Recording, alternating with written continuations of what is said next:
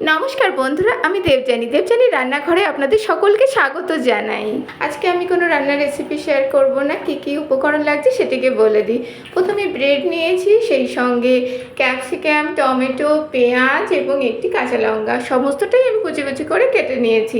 আর এটা ক্যাপসিকাম ফ্রিজে থেকেই এরকম কালার নিয়েছে।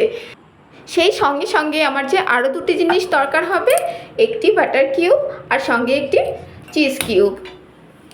এবার গল্পে আসা যাক। রাতের খাবার করা হয়ে গেছে, হাজব্যান্ড এবং ছেলেকেও খেতে দেওয়া হয়ে গেছে, ওদের খাওয়া হয়ে গেছে। এবার আমি যখন খেতে বসবো আমার আর খেতে ইচ্ছা করছে না, সেই রোজকার এক খাবার। তো ঝট করে ভাবলাম যে কী করা যায়, তাহলে আমি একটা স্যান্ডউইচ বানিয়ে খেতে পারি, তাহলে হয়তো একটু খাওয়ার ইচ্ছে হবে। তো আমি সঙ্গে সঙ্গে যেমন কথা তেমন কাজ, রান্নাঘরে চলে গেলাম এবং পিৎজার মতন করে আমি স্যান্ডউইচটাকে বানিয়েছি। শুধু ওপরে আমি স্যান্ডউইচের মতন করে ঢেকে দিয়েছি এবং আপনারা সমস্ত পুরো এপিসোডটা দেখতে থাকুন। আর সেই সঙ্গে আরও দুদিন আগের একটা ঘটনা বলি। তো আমার রাতে একটু শরীর ভালো লাগছিল না, তো হাজব্যান্ড এবং আমার ছেলের খাওয়া হয়েই গেছিলো। তো যথারীতি শুয়ে পড়েছি, তো ঘুমিয়েও পড়েছি। আর রাত যখন 2:15 বাজে হঠাৎ করে আমার ভীষণ খিদে পেয়েছে। তো আমার ঘুম ভেঙে গেছে, আমিও উঠে পড়েছি। তো ভাবছি কী খাওয়া যায়, কী করা যায়। তখন আমি ফ্রিজে গিয়ে এবার খাবার তল্লাশি শুরু করে দিলাম। দেখলাম আগের দিন হবিষ্যি করেছিলাম, সোমবার ছিল, তো আমার কিছুটা আতপ চালের ভাত রয়ে গেছিলো আর সঙ্গে সঙ্গে দুধ ছিল। তো আমি সঙ্গে সঙ্গে দেরি না করে আমি সেটা দিয়েই রাত্রের ডিনার করে ফেললাম। আর ঠান্ডা দুধ আমার ভীষণ প্রিয়। আর আমার প্রিয় বন্ধুরা, তখন জানেন কটা ঠিক বাজে? তখন ঠিক ঘড়িতে কাটায় রাত 2:15। শান্তি করে খেলাম এবং তারপরে আমি ঘুমোতে গেলাম। তো বন্ধুরা, আপনাদের সঙ্গে এরকম ঘটনা কার কার ঘটে থাকে? যেরকম মাঝরাত্রে খিদে পায়, আমার কিন্তু ইদানিং এরকম লক্ষণ দেখা যাচ্ছে যে রাত্রিবেলায় কিছু খেলাম কি খেলাম না, কিন্তু আমার মাঝরাতের দিকে প্রচণ্ড খিদে পেয়ে যাচ্ছে।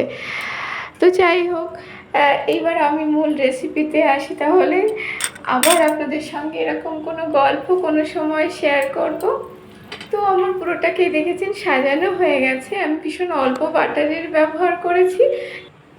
এই খাবারটি খেতে খেতে আমার প্রায় রাত 1টা বেজে গেছিলো। তো বুঝতেই পারছেন। তো আমি এত রাতে যেহেতু খাবো, সেহেতু খুব বেশি বাটার দিয়ে খাওয়া উচিত হবে না বলে আমি এখানে কম বাটারেরই ব্যবহার করেছি বন্ধুরা। এবার মূল রেসিপিতে আসা যাক। তো আমি 5 মিনিটের জন্য এরকম ঢাকনা দিয়ে ঢেকে এটাকে রান্না করে নিয়েছি। মাঝে মাঝে এরকম রেসিপি অবশ্যই ট্রাই করে দেখবেন, আশা করি নিরাশ হবেন না। দুর্দান্ত একটি রেসিপি, তো খেতেও চমৎকার হয়েছিল। মাঝরাতে এরকম খিদে পায়, এরকম বন্ধু কি আমার ইউটিউব চ্যানেলে আছে? থাকলে অবশ্য করে কমেন্টের মাধ্যমে জানাবেন। এবং সেই সঙ্গে বন্ধুরা, আপনারা একটু লাইক করুন বেশি বেশি করে এবং সেই সঙ্গে কমেন্টস করুন, পারলে পরে একটা শেয়ারও করুন। নাহলে বুঝবো কী করে আপনারা অ্যাক্টিভ আছেন। যদি আমার ইউটিউব চ্যানেলে এরকম বন্ধু থেকে থাকেন, তাহলে অবশ্যই আমার সঙ্গে শেয়ার করতে পারেন আপনাদের জীবনের এরকম গল্প। বন্ধুরা, আর যদি গল্প শুনতে চান সেটাও আমাকে জানাবেন, তাহলে আপনাদের সঙ্গে আমি এরকম সুন্দর সুন্দর গল্প শেয়ার করার চেষ্টা করব। আর সেই সঙ্গে সঙ্গে আমার সকল বন্ধুকে অনেক অনেক আন্তরিক ভালোবাসা এবং ধন্যবাদ আমার পাশে থাকবার জন্য। নতুন বন্ধুদের উদ্দেশ্যে জানাবো যে অবশ্য করে আমার ইউটিউব চ্যানেলটিকে সাবস্ক্রাইব করুন, পাশে থাকা বেল আইকনটিকে প্রেস করুন। আর সঙ্গে সঙ্গেই প্রতিটা পর্বের নোটিফিকেশান আপনাদের ফোনে পৌঁছে যাবে। আর যদি তারপরেও আপনাদের ফোনে নোটিফিকেশান না পৌঁছায়, তাহলে একটু কমেন্ট করুন, অবশ্যই পৌঁছে যাবে। দেখা হবে আবার আগামী পর্বে। তাহলে টাটা বন্ধুরা।